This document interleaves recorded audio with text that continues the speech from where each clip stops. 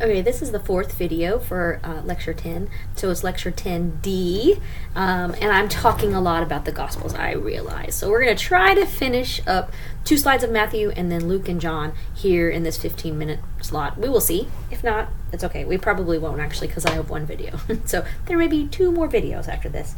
We're almost done with Matthew. I just wanted to talk about how Matthew tends to talk about Jesus as the Messiah. So remember, Mark emphasized Jesus' power over the elements, basically over all the powers in the world, and that was sort of his power as Messiah. Well, here Matthew emphasizes Jesus as the Messiah because he fulfills the Old Testament law and prophecy, not just about the Messiah, but about many different scriptures. So all throughout Matthew, you will see you will see Matthew saying, all of this took place to fulfill what had been spoken, and then this was to fulfill what had been spoken, and then he'll quote from a prophet or quote from something else. And so this is his way of saying, Jesus is Messiah because he fulfills the Old Testament, and he starts a new community. So this, just like Moses started a new community with the people of Israel at Mount Sinai, Jesus started a new community with his Sermon on the Mount, and he encouraged people who wanted to follow him and to become part of the kingdom of God to be like a new people, like a new community. So this is how Matthew is trying to describe Jesus throughout his gospel. So just some things to highlight or to remember about Matthew. Matthew emphasizes universality, or another way to say that is global mission, that the message of Jesus should be taken to the world because Jesus is a savior for all people. He stresses Jesus' teaching as the fulfillment of Old Testament law, kind of a reinterpretation and fulfillment. Matthew's written to a mixed church and refers to the Old Testament quite a bit. In Matthew, Jesus' main message is that the kingdom of God has come, and we need to get on board. If we want to follow that, we need to start acting like the way Jesus is acting in this world. And then Matthew focuses on discipleship. I didn't talk too much about this, but he, throughout his gospel, wants to tell us how to become true disciples in the kingdom. So let's move on to Luke. Luke is the only Gentile to have written a book in all of the Bible that we know of, and he was probably a Greek or Hellenistic Jew that he had converted to Judaism, and then he became a Christian. So we think that he's a Gentile because he has a very sophisticated level of Greek. He uses the Greek version of the Old Testament, the Septuagint, when he quotes from it. And so he was probably educated and grew up in a Hellenistic environment. And then became a believer in Christ, or became a Jew and then a believer in Christ later. So there are 2 ways that people converted to Judaism in the ancient world. One was a full conversion, and they were called proselytes. And then one was like a kind of a half conversion, people who wanted to worship God, but they didn't want to, they wanted to worship Yahweh, but they didn't want to go through all the other Jewish traditions like circumcision or dietary laws or things like that. So those people were called God-fearers. So we're not sure exactly which one Luke might have been in the beginning, but we think he was writing to an audience filled with both of these types of people, maybe full converts to Judaism and half converts who had eventually become Christians or decided to follow Christ within the midst of their context.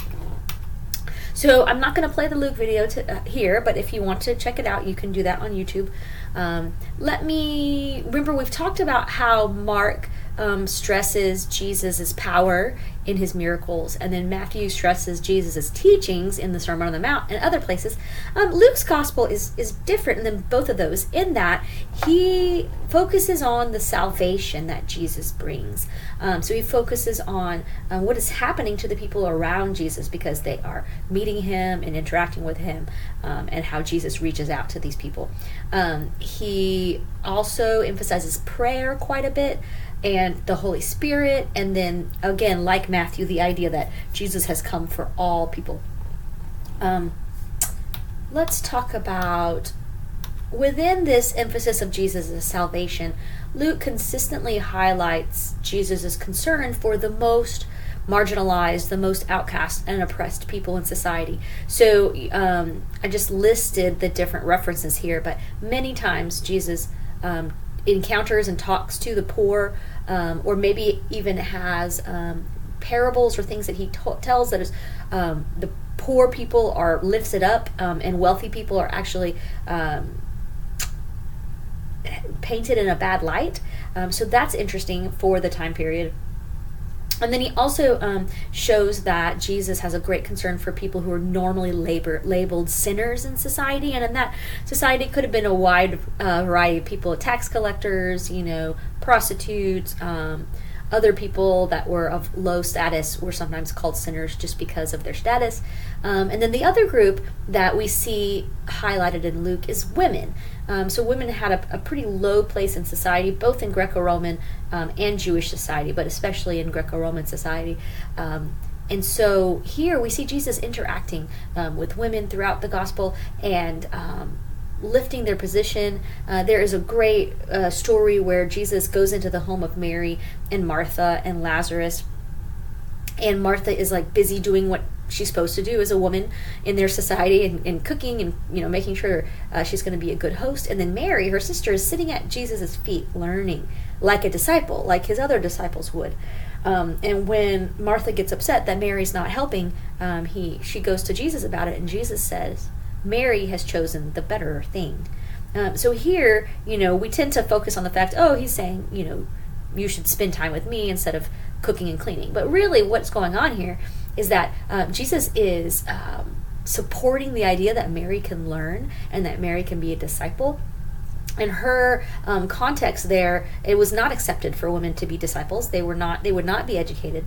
And the disciples were meant to grow up and become rabbis, teachers, and they would have their own disciples. And so here, Jesus is affirming Mary's status as a disciple, which means that she could also become a rabbi. And so we miss that in the story a lot because we are thinking in our own, context instead of the historical context there. But Luke wants to highlight that Jesus is really freeing women from their, very oppressed place in society and giving them freedom to be disciples just like any other male in society would be. So it's a huge thing that Jesus is doing and that Luke is highlighting here throughout his gospel. So one of the key passages is Jesus' first sermon in Nazareth. And so Luke kind of places this at the beginning of Jesus' ministry, and he goes into his home synagogue and he opens a scroll and reads it. And it's a short sermon. But here is the scripture that he reads, and I'll explain to you what he says about it afterwards.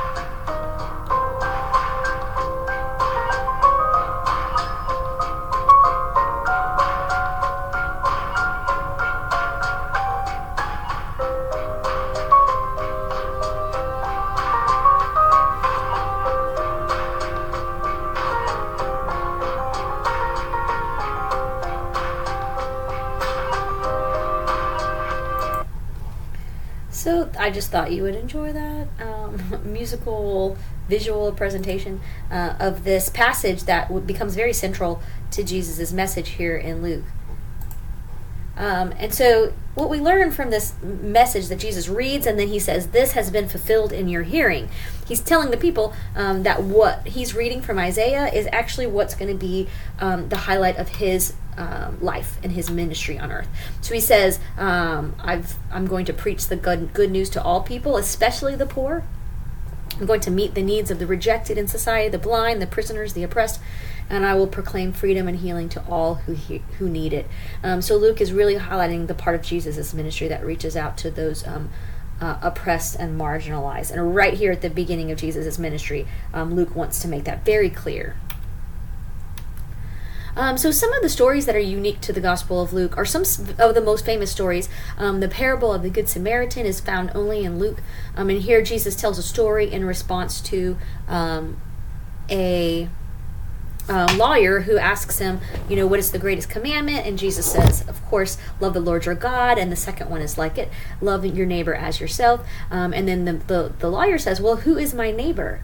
And Jesus uses the Good Samaritan as an answer to say, your neighbor is not actually who you think it is. It's not the person that's easy to love and care for. It's not the person who's right next door, but it's actually the person who is your enemy. Because the Samaritans and Jews are enemies of one another, but it's the Samaritan who stops to help the Jewish man who's been beaten on the road. And so Jesus sets the Samaritan up as the hero, and they were actually the enemies and the hated people of the Jews. And so Jesus here is saying to love your neighbor does not mean to love the person who is like you, but to love the person who disgusts you, who you hate, who has wronged you even. And so it's an important parable to teach us how it is that we are to love the people in our lives as well. There's this great sermon I heard just probably years ago now, and the preacher says, if you want to imagine who your Good Samaritan is, or who your neighbor is going to be in your life, imagine who is the last person that you would want to give you CPR. If you were on the side of the road and you were dying and someone showed up to give you CPR, who's the last person you'd want that to be? And that is your Good Samaritan, and that is your neighbor. And I think that's a really helpful illustration that the preacher used to help us understand what love that Jesus calls us to looks like in our lives. The story of Zacchaeus, I don't know if you ever grew up in church, you probably heard about Zacchaeus was a wee little man, and a wee little man was he. This is the guy who is a tax collector that Jesus actually goes to have a meal with, which is pretty important in their society. If you shared a meal with someone, you were identifying yourself with them, and he is a hated tax collector. And what Jesus did, the way Jesus treated him, made him want to follow Jesus. And he, without even being prompted, Zacchaeus says, now I'm going to give back half of what I own to the poor, and if there's anybody that I have defrauded, I'm going to pay them back 4 times. And that was a lot to say, because tax collectors pretty much defrauded everybody. So Zacchaeus is here giving up his wealth as a response to following Jesus. And Luke wants to highlight that, because I think as you read throughout Luke, you get the idea that is actually a really good response to following Jesus, is to let go of the things in life that you've earned, or that you hoard, or that you value in order to follow Jesus. Another group of parables that are unique to Luke are the lost parables, the lost sheep, the lost coin, and the lost son, or the prodigal son. And we're going to watch a video about the prodigal son at the beginning of this next video. We won't have time to watch it now because it's 8 minutes long, so I'll start that in the next video. But we'll go back and look at those. And then one of the most curious stories in Luke that is unique to Luke is the story of the disciples on the road to Emmaus. So after Jesus dies in Jerusalem and raises from the dead, you get this story in Luke of these 2 disciples, not any of the 2 apostles that we know of, but just 2 people who'd followed Jesus, walking on the road leading from Jerusalem to Emmaus. And they were upset by everything that had happened. They didn't know about the resurrection. They just thought that their Messiah, their Savior, had died. And then Jesus appears and talks to them, but they don't recognize him as Jesus, and he opens up the scriptures to them and explains how it is that the Messiah had to suffer and die. And then at the end of their walking journey together, they invited him to eat at their house. And so Jesus, still unrecognized, comes into their house, and they start to break bread together. And Jesus breaks the bread and blesses it, presumably the same way that he had done it throughout his life when his disciples had seen him. And then it is that moment that the disciples recognize who Jesus is, in the breaking of the bread. And it's a beautiful picture of community and how we do experience Jesus and understand and recognize Jesus more when we are in community and fellowship with one another, when we break bread together. And meals are really a big part of Luke's gospel. You see Jesus at meals quite often throughout his gospel. And so it's interesting to end the gospel with this beautiful story about Jesus and these disciples having breaking bread together, and them finally recognizing and realizing the resurrected Messiah is right in front of them. Okay, we'll stop this video and we'll come back and watch the prodigal son.